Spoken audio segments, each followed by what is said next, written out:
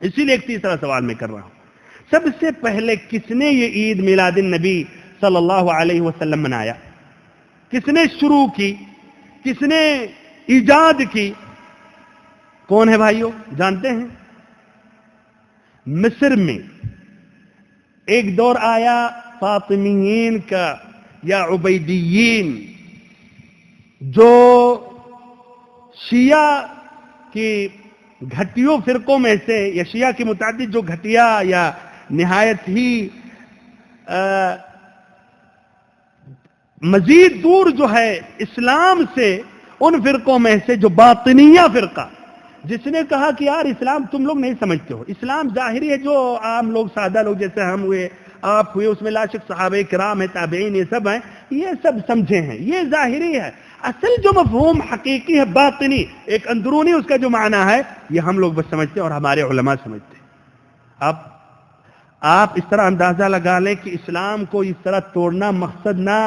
تھا تو پھر اور کیا تھا؟ بہرحال ان کے حکمرانوں نے دعویٰ کیا کہ ہم جا کر علی رضی اللہ عنہ سے ملتے ہیں، ہماری نسب یا ہماری نسل، ہمارا نسب، اور وہ جھوٹے تھے۔ بہرحال انہوں نے بھائیو اپنے دور میں سال کے تقریباً پورے ایام میں ایک ہفتہ بھی نہیں گزرتا تھا جس میں کوئی نہ کوئی عید ہو۔ تو مثلا انہوں نے عید رأس السنہ، نئے سال کا عید، پھر اپنے کون دو حاکم کا ان کا عید، اور ایسے ہی پھر رجب کے پہلے دن کی عید، پھر بیچ رجب کی عید، پھر شعبان کے پہلے دن کی عید، پھر بیچ دن کی یا بیچ مہینے کی عید، پھر حسن رضی اللہ عنہ کی پیدائش کی عید، پھر ایسے ہی حسین رضی اللہ عنہ، پھر علی رضی اللہ عنہ۔ تو انہوں نے کہا نبی صلی اللہ علیہ وسلم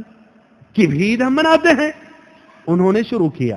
پھر آہستہ آہستہ بھائیوں یہ بات عام ہو گئی۔ اور ایک دوسرا قول ہے نہیں، عراق میں جب اربل ملک اربل نے یا جو حکومت تھی، یہ اس دور میں یہ ہوا 7ویں صدی کی ابتدا میں، لیکن زیادہ صحیح ہے کہ فاطمیین کے زمانے سے شروع ہوا۔ تو ادھر اب سوال یہ ہے، یہ بدعات کو ایجاد کرنے والے ایک گمراہ، جن کے گمراہ ہونے میں کوئی شک نہیں، جو اسلام سے خارج تھے، انہوں نے ایجاد کیا۔ آپ ان لوگوں کی سنت کو اپنائے ہوئے آپ یہ راستہ اختیار کر رہے ہیں اور پھر سمجھ رہے ہیں میں اچھا کر رہا ہوں، اور جو نہیں کر رہا ان کو سمجھ رہے ہیں کہ یہ غلط کر رہے ہیں۔ پھر بھائیو سال میں ایک مرتبہ کیوں آپ یہ خوشی، یہ جشن کر رہے ہیں، منا رہے ہیں؟ میں کہتا ہوں سال کے پورے ایام میں نبی صلی اللہ علیہ وسلم سے سچی محبت ظاہر کرنی چاہیے،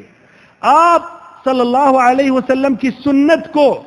نشر کرنی چاہیے، آپ کی سیرت مطہرہ کو بیان کرنا چاہیے، غیر مسلمانوں تک آپ صلی اللہ علیہ وسلم کے اخلاق، آپ صلی اللہ علیہ وسلم کے مناقب، آپ صلی اللہ علیہ وسلم کا دین کامل پہنچانا چاہیے، اور ایسے وہ مسلمان جو راہ حق سے بھٹکے ہوئے ہیں ان تک نبی پاک صلی اللہ علیہ وسلم کے احکام اور تعالیم کو پہنچانا چاہیے، اور ایسے ہی سال کے پورے ایام میں بلکہ ہر وقت میں نبی پاک صلی اللہ علیہ وسلم پر درود و سلام پڑھنا چاہیے۔ تو کیوں سال میں ایک دن